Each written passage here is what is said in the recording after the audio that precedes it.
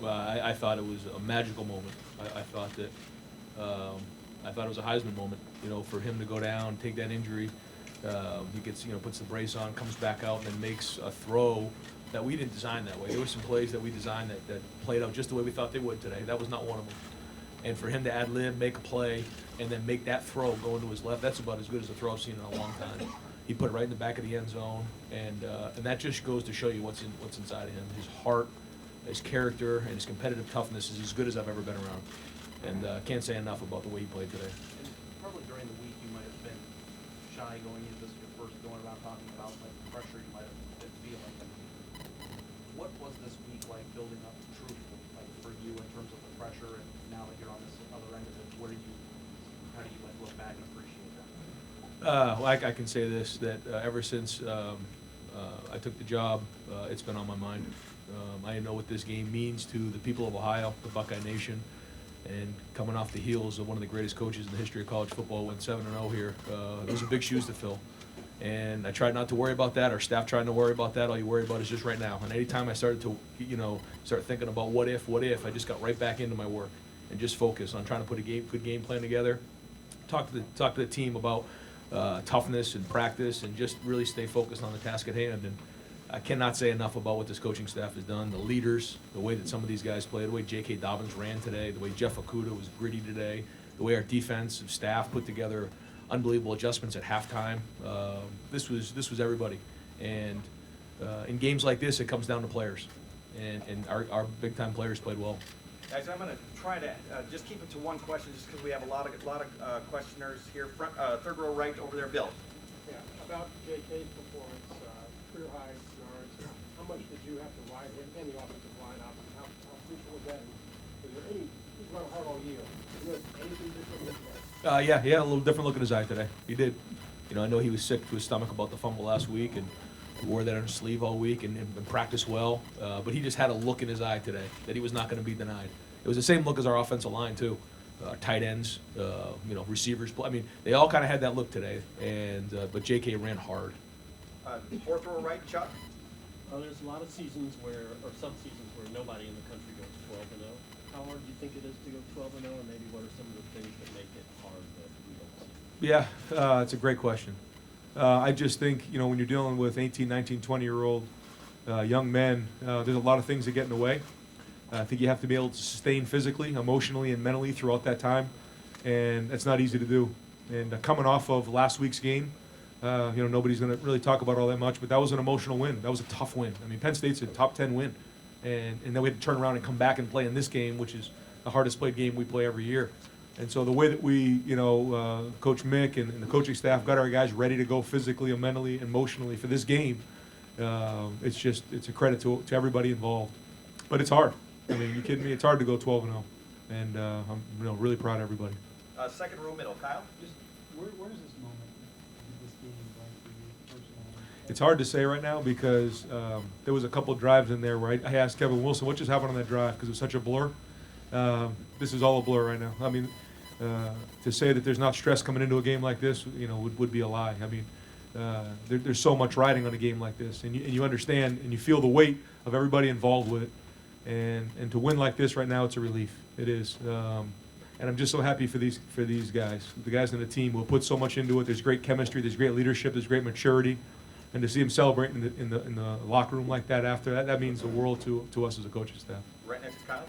So, looking at your season and the schedule for this year, you probably knew it was going to be a little bit backloaded in terms of the difficulty of your last two games against Penn State and Michigan. So, how do you think that sets up this team for Big Ten championship game and potentially postseason berth beyond that? Yeah, what we've done, and that goes back to the question about being undefeated, is that I think we've done a good job of staying 1 week at a time and staying 1 day at a time, because when you start to think too far ahead, you get yourself jammed up. And so what we're going to do right now is, I'm not even sure when the game is today or who we're playing next week. I don't, because the focus has been so much on this game and just making sure that we were prepared to go.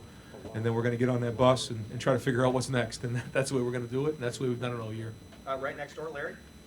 When you look at what Patterson was able to do in the passing game early, what was the difference later when she wasn't able to get things going? Yeah, they do a great job, and they got some really good receivers. Patterson's really talented, and their offensive line did a good job protecting, I thought. Had a good plan. But I thought at halftime, our defensive staff made some really good adjustments. I think, he might have, was he 4 of 22 in the second half or something? We held him to that, which, that's a really good passing offense and some of the best receivers in the country. So hats off to our defensive staff. But the guys on defense played. Jeff Okudah played. Amir Reep stepped up in a big spot. Marcus Hooker was out there. Seven Banks was playing. Cam. All those guys were involved with it, and those guys did a great job. Over here, way to the left. Doug?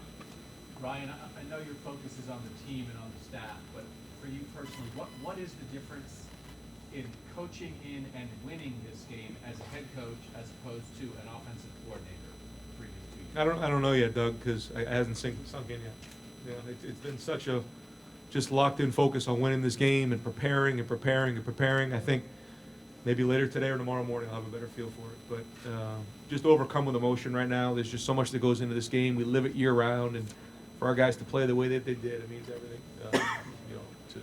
To our program, to my family, Nina and the kids. You have no idea. And so it just feels good. Chris Olave just popped his head in here. I just have a question.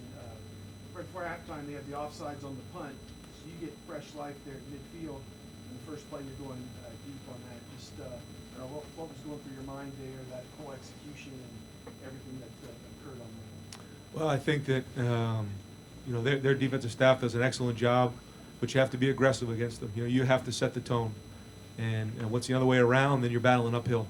And they have really good players. Really good players and a really good scheme.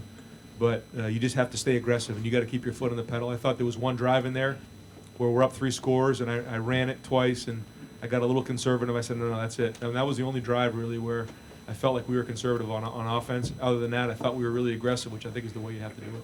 The only way that works is if the kids make plays. It sounds good, so you're not making plays, but these guys made plays. Let's go. We'll go about 3 or 4 more questions for Coach, and then I'm going to open it up for Jonah Jackson and Chris Olave over here to the left. Austin? Ryan, who is your best Heisman Trophy candidate? Well, I'll say this: all 3 of them played great today, and I will say that all 3 of them deserve to be in New York. And I'll let everybody make the decision on who they think. But Justin Fields, the way he played today was unbelievable. The way that J.K. ran, and how talented and dominant Chase Young is. So all 3 of them deserve a trip to New York, in my opinion. Right behind him, Bill. Ryan, we talked a lot about how talented and well coached this Michigan defense is every year. Your offense has put 111 points on them back-to-back years, over 1,000 yards. You did it in very different ways each year. How much pride do you take in that? And I know you're the head coach now, not the OC, but it's still your offense. And how much does it matter to put in the work and get these kind of results against that defense? Well, they're a very talented defense, and a lot of people have a hard time moving the ball. But at the end of the day, a game like this comes down to players, not plays. And these guys, they willed themselves to make plays. These 2 guys right here, are you kidding me? This guy right here has an opportunity to come in here in his 5th year and get into a game like this and get his first pair of gold pants. The guy played his tail off. And then you talk about one of the best downfield threats in the entire country and some of the plays he made down the field. So, plays were good, and we did a good job preparing. But at the end of the day, you want to give them a clean plan, but they have to make the plays. And these are 2 guys that made huge plays in the game. And, and then it's the same thing with Justin and J.K. and Austin Mack. Austin Mack on that play was awesome. You knew he was not going to get denied. He had that look in his eye like he was going to score. J.K. had that look. Just proud of the way that those guys willed themselves to be successful. Back row right. Rob? Ryan, Justin goes down, he goes into the tent, he reemerges, first play, touchdown. What does that do for your team, your guys? How does that flip the switch? And conversely, you've been maybe on the other side of that. What does it do to the other